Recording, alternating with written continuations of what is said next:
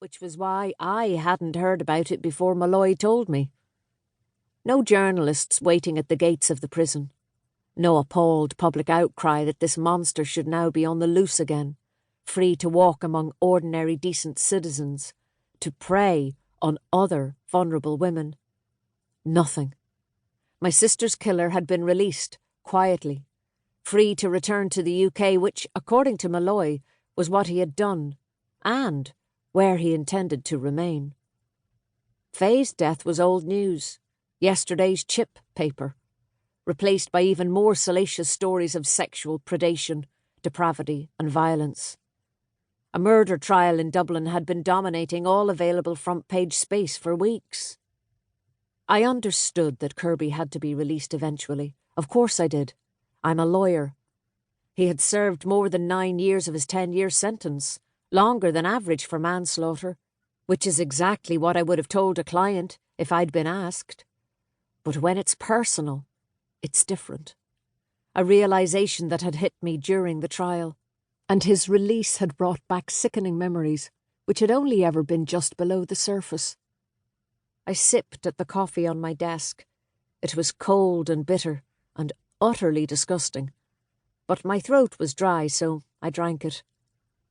My throat went dry whenever I thought about Luke Kirby, although I was trying not to let that happen too often anymore. It was a precarious peace of mind that I had reached, but a peace nonetheless. I heard a cry of frustration from downstairs, not the first I'd heard this morning. Leah, like myself, was buried under a mountain of paperwork, probably more so since she was the one who had to type everything up. She didn't have to deal with the phone this morning, at least, but that was merely temporary. We had closed the office to the public for a few hours to clear some of the backlog. I flipped open my dictaphone to extract the tape, grabbed the stack of files I'd been working on, and headed downstairs, approaching the reception desk with trepidation. Leah looked up at the sound of my footsteps, glaring at me over a mountain of files and stopping me in my tracks.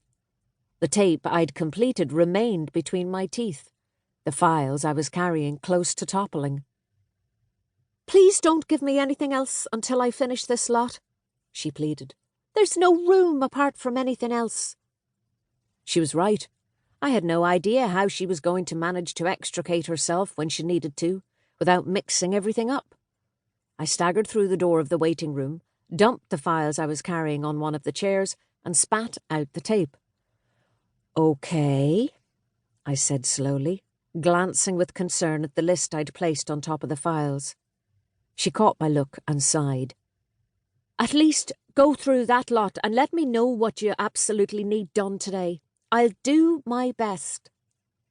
"Agreed," I said before she could change her mind. I looked at the clock above the reception desk. It was 5-1. "Come on, let's leave this lot for half an hour and get some lunch." My right foot slid from under me when I stepped out onto the footpath, and I'd have landed firmly on my backside if it weren't for Leah's quick reflexes. She grabbed hold of my elbow and set me back on my feet with a laugh. "Cripes, thanks for that," I said, reaching for the wall of the office and pulling my hand back the second I touched its icy surface. I looked down. The pavement was glistening with tiny patches of white. "We'd better get some salt on there before this afternoon, or we're going to have a load of claims on our hands on top of everything else. It wasn't like that this morning, was it?" "No, it's definitely getting colder," Leah agreed.